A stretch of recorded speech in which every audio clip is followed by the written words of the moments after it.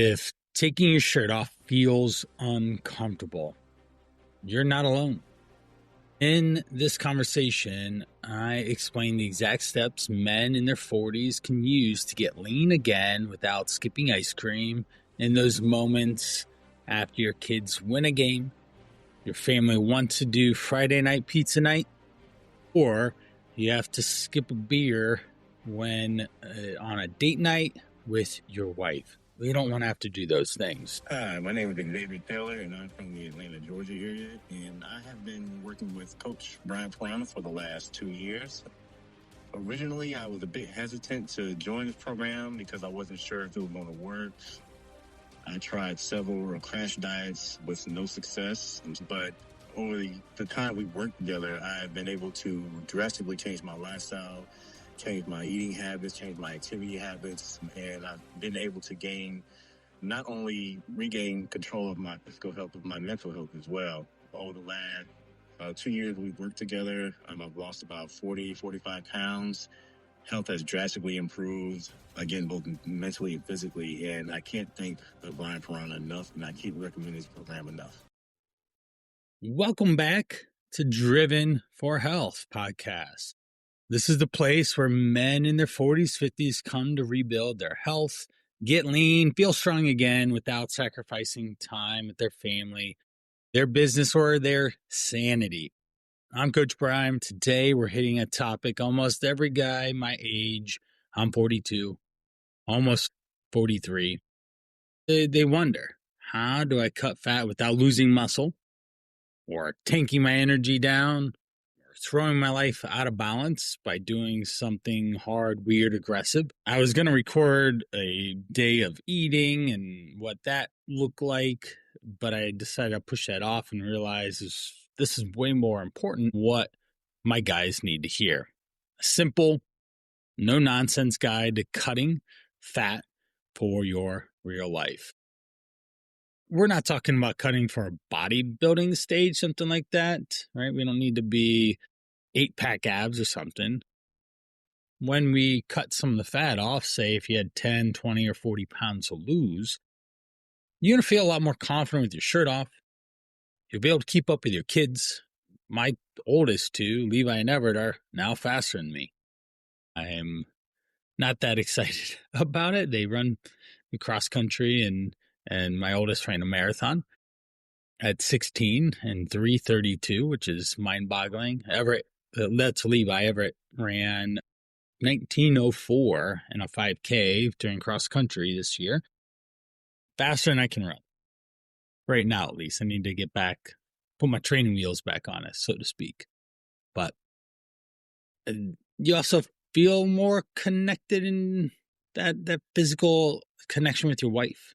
Yeah, we move through life without joint pain or bending over, feeling like you might not be able to get back up because you're back, bloating, sluggishness, things like that. I'm going to focus on helping guys cut fat, and that's what my 100-day program is, the Call to Rise, getting things dialed in for them, and they can get to that body that they want to live, ideally, the next 10, 15, 30 years of their life. And we'll show about what actually works for our age group, not some 22-year-old in the gym that's trying to be a fitness influencer. When do you know it is time to lose fat? Well, your midsection tells the truth. The stomach is pushing on your shirt.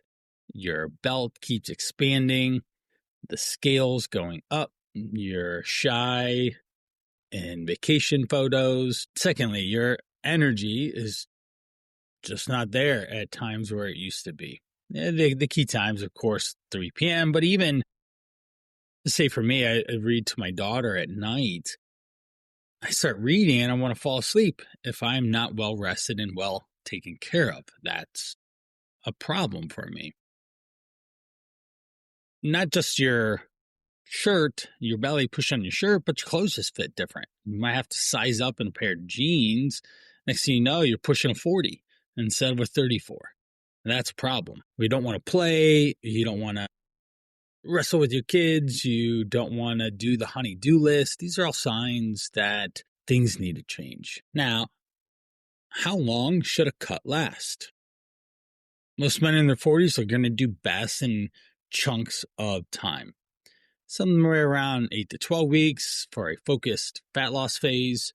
And then we spread that out into 16 weeks or so for more of that sustainable lifestyle change.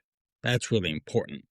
That's one reason why I have the Call to Rise program at 100-Day Fat Loss Challenge, because that gives 15 weeks of time that allows for not only progress to happen with the body changes, but to learn, to experience what paying attention to nutrition looks like, to figuring out when and where your energy needs to go with, as far as, say, food preparation, planning, as fitting it in with the kids. There's so many variables that people don't think about. This, oh, I'm just going to follow this meal plan and then magically I'm going to be successful long term. If you're a guy who's been in that loop of losing weight, gaining it back, that's the wrong approach. How to start the cut the right way. Yeah, there's two type of guys. One, you're eating pretty consistently already.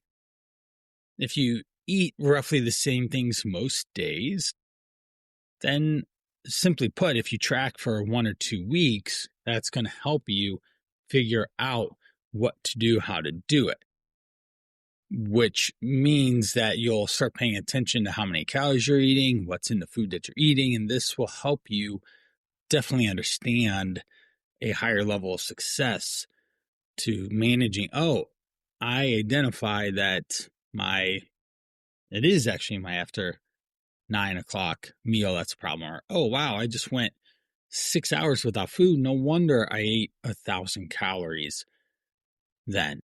I keep skipping breakfast in a sense because that's what intermittent fasting says you're supposed to do. And that's not necessarily the best case for me because I go into the day of the week, not just that day, just not full of energy. And when we track, we do have to look at if something has calories in it, it probably should be measured and tracked. You'll want to weigh yourself every day. Why? Because that helps you understand the progress that you're making if you are seeing the scale go down or not. This will allow you to see what your true maintenance calories are. Or at the very least, it'll make you super aware of what your day-to-day calories are, which is really, really, really important to know. Most guys are shocked at how much mindless eating, snacks, and extras come in.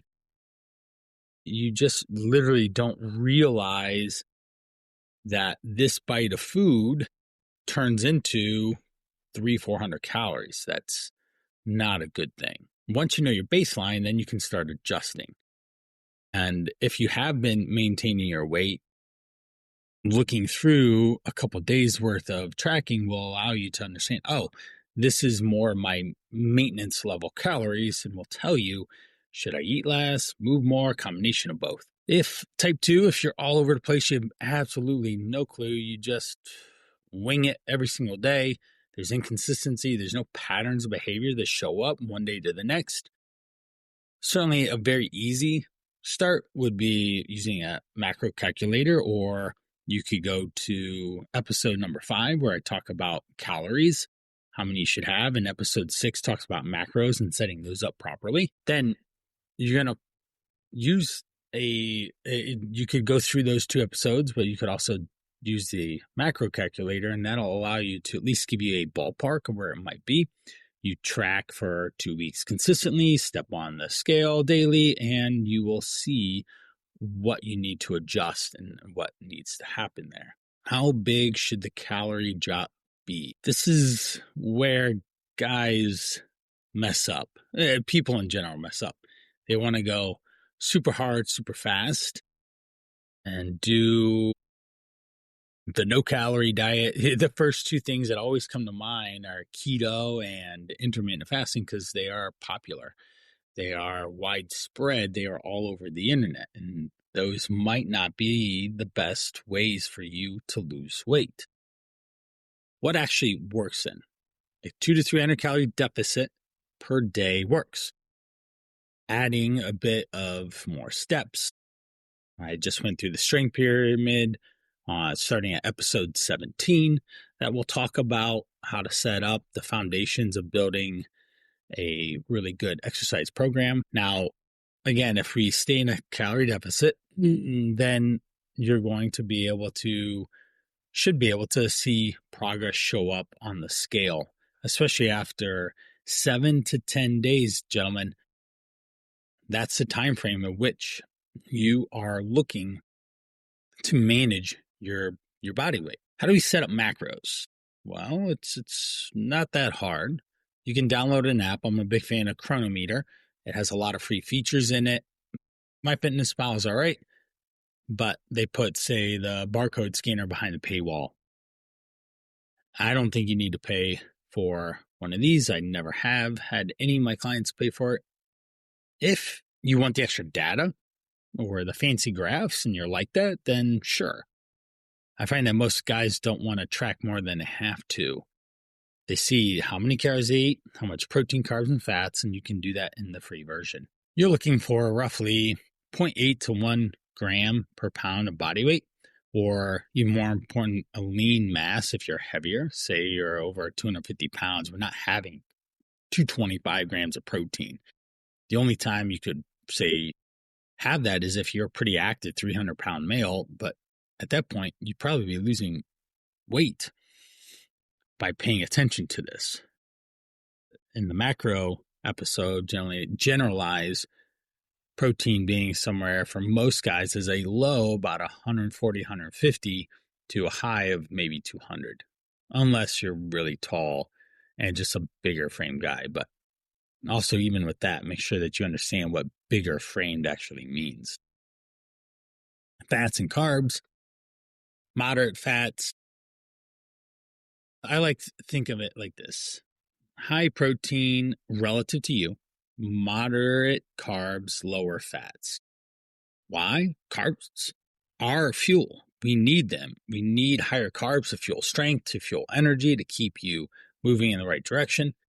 We do need enough healthy fats for hormone support. You don't want to just drop the fat levels out completely. That doesn't work very well.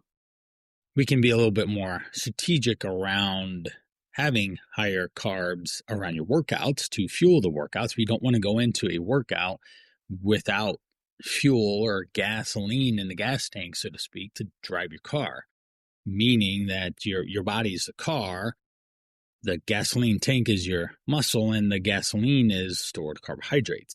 It's what moves your body. The gasoline, the muscle glycogen, stored carbohydrates. You want to leverage that and leverage blood sugar levels, leverage even the hormone insulin. Insulin can allow you to get a lot of, say, increase your blood sugar levels up through eating carbs or simple carbs or on a workout. Then the extra blood sugar, your body will release insulin and store that and to shuttle it into your muscles for using it properly. Whereas if you were to just eat a high carb meal without movement, then you're going to shuttle and store that into body fat, which is what we don't want.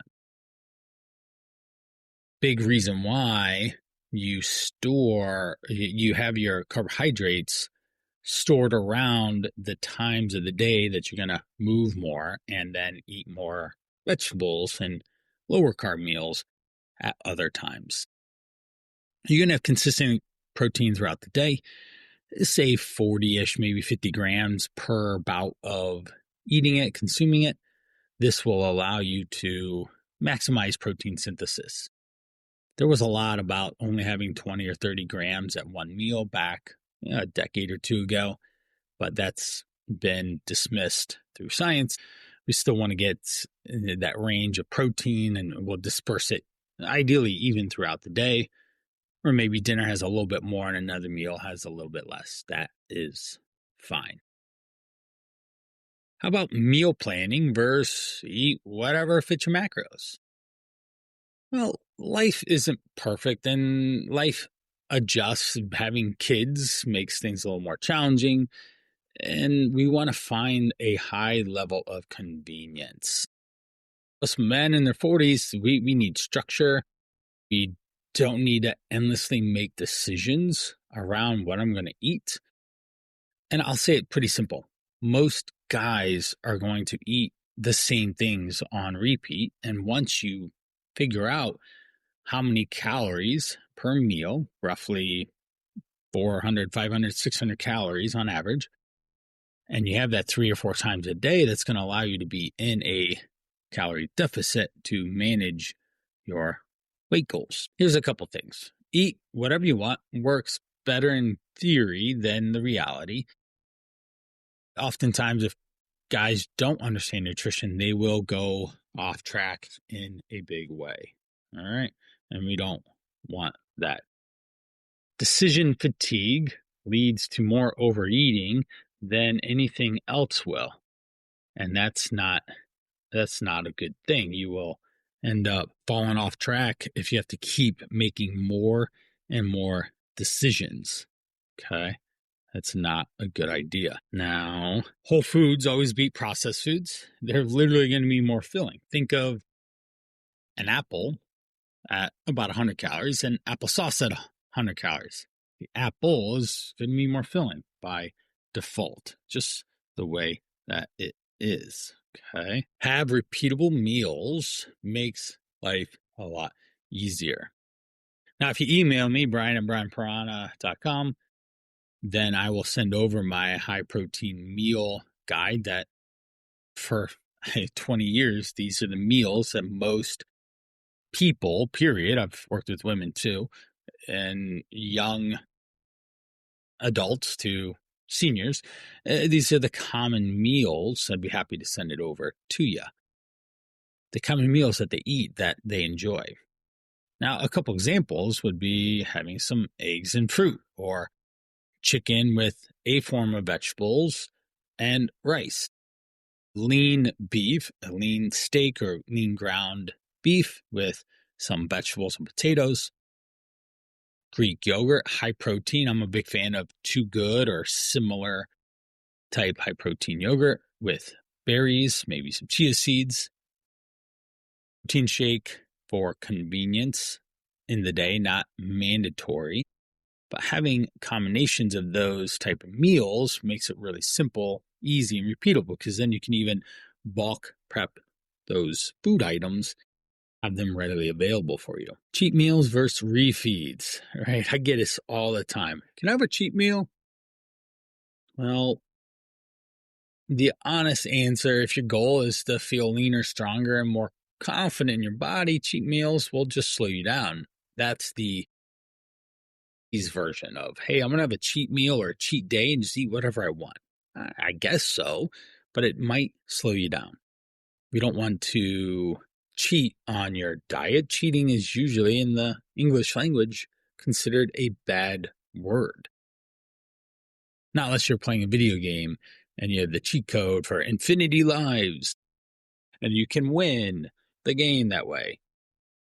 But as far as food goes or taking care of yourself, we want to eat and be intentional in a way that moves us toward our goals. Smarter way to think about it is replace the word cheat with refeed. Still can have a, in quotation, cheat meal. Think of, say, pizza or takeout Chinese, something like that, or even fast food, but we can always make a smarter choice or decision. Or at the very least, you could just have whatever it is that you're wanting at, say, the McDonald's Big Mac, and then work it into your day. That always is a better option. We have whole foods we need. You're certainly on a refeed, probably going to have higher carbs, higher fat. We can be strategic around this. Hey, on Saturday, we're going to have a family event and I want to enjoy whatever it was, literally this weekend. Sunday, we had a brunch with our doctor, Barry. She is our kid's pediatrician, and every year around this time, she hosts a practice-wide event. And years past, it's been ice skating. This year, it was brunch at a really nice restaurant. I, in quotations, refeed that for that meal.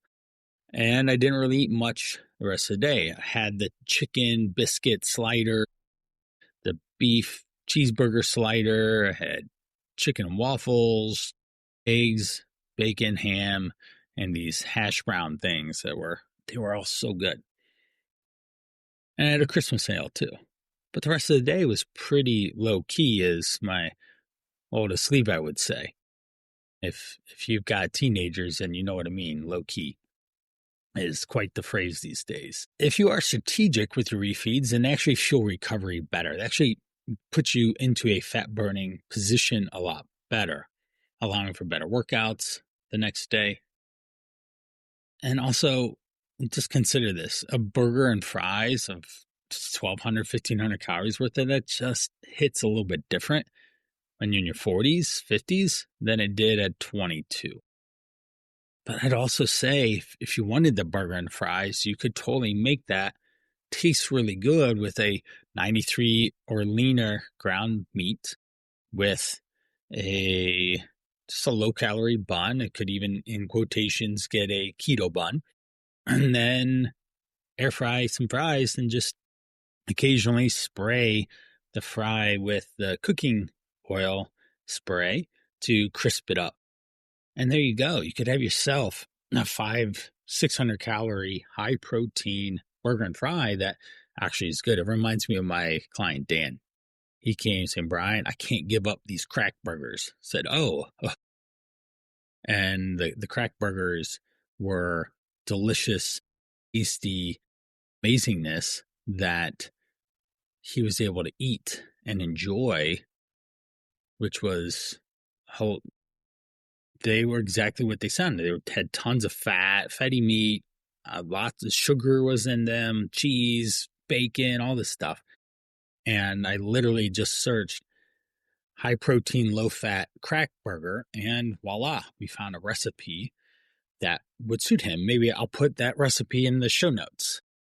That'll be fun for you to guys see how you can make a delicious burger and it still work for your digestion, to improve your sleep, recovery, and even be able to not gain fat the next day. How about metabolism plateaus and meal frequency?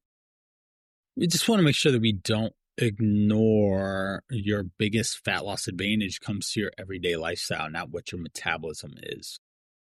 Here's a couple things that really help. You spread out your meals, eating enough food to get you to the next time you're going to eat again. Protein throughout the day, 7 to 8 hours of sleep. You need to manage stress, limit screen time throughout the day. And if we're in a plateau, then we need to not necessarily slash calories, but we need to add some walking time, 15 to 30 minutes more. Even you should be paying attention to your daily steps every day. I do that regularly. I look at my watch to tell me how much I moved, which then gives me direct feedback to how much food to put in my body. If I've moved a lot, I get away with more food. If I move less, I say it's the colder months now, I'm not as inclined to go outside and walk, then I need to be careful and not overeat. Refeeds can help boost metabolism if done properly once every 7 to 10 days. It also refreshes you mentally around the dieting phase of this, or calorie control phase, if you want to say it differently. We do have to watch out for hitting calories that could be causing plateaus. I remember I had this client, they were doing great, losing 2-3 pounds a week. Then we had a goose egg. Well, we went back and reflected. They almost across the whole week had a day's worth of calories in just oil because they started using oil again for whatever reason to cook. Well, there you go. There's the lack of progress. They cut out the oil and they started losing weight again. Small little things can cause plateaus that we want to be conscious of. Now, in episode number 9, covers a lot of supplements, but we'll go over here. We need to do some supplements. We don't need to do the fat burners or those melt the fat fast type of garbage supplements that they sell. They are usually not even worth their weight, and especially in money that you're spending or time that you're even looking into the marketing hype. We got multivitamins, cover all your bases. We've got omega-3s to help reduce inflammation and improve your heart health. We have protein powder for convenience of helping you hit your protein goals while making things tasty. You could even use that before an event or dinner to curb your cravings. We have amino acids, helpful between meals or during long days. We have some caffeine. Well-timed caffeine can help give you consistent energy throughout the day and use. I like having caffeine in the morning and around 1 or 2. That gives me pretty consistent energy. I'll have maybe 150 to 200 milligrams a day in total. That keeps me going. Now, getting into some of the, a little bit of training with, say, cardio to help with burning some fat and getting you moving. Of course, cardio helps with better heart health, better conditioning. Your heart rate is lower. If you have lower heart rate when you wake up every day, that's a sign of fitness in a sense. That also dictates that you have a higher level of fitness and capacity to do whatever you need to. You'll have better blood pressure and just more energy to keep up. We'd do definitely at least 20, 30 minutes, minimum 3 to ideally 5. It can include things like incline walking, bike riding, rowing, steps, jogging, running. Doing circuits can work. Bodyweight circuits can be a great way to keep your heart rate up as well. But it also helps with digestion. The walking after meals can be a really powerful tool to stabilize blood sugar levels quickly and start the digestion process, because you are moving your body and your intestines are squeezing, processing the food to cycle through. And that really helps with managing, say, digestion, blood sugar levels, stress. And if the fat loss does stall out, we can add, say, 30 to 40 minutes. I have always found that 10K steps or more has been a winning combination for guys to be successful. As far as training during a cutting phase or fat loss phase, we don't necessarily need to turn our strength training into cardio, because we want to use strength training as a form to build and maintain muscle mass. That's really important. It helps with keeping your body strong and your metabolism high. If you just go into, say, cardio mode, then you can really get into a catabolic-like state with burning too many calories, and that could be a problem. So we keep our focus towards keeping tension on the muscles, building strength, having challenging weights to lift. We have progressive overload. All of this was in the strength pyramid starting on episode 17. And then if our carbs, just pay attention, if you're managing lower carbs, then we need to make sure that you are focused on having carbs strategically put before or after your workout. And again, protein steady throughout the day makes it manageable, but high carbs around your activity, low carbs at other times. A couple more things here just to help keep this moving here is handling cravings, hunger, and mental fatigue. Usually there's an overlap of stress with responsibilities that you're juggling, work, managing kids. This weekend had a lot of kid activities. And say if you watch my reel on Saturday night on Instagram, I went out for a run. I stuck away for a 30-minute run to just move. It was 50-ish degrees, and that's warm these days. And then I went to spend about the next 4 or 5 hours with my family at my son Maxwell's, my third son. He had a school play, and it was closing out that night.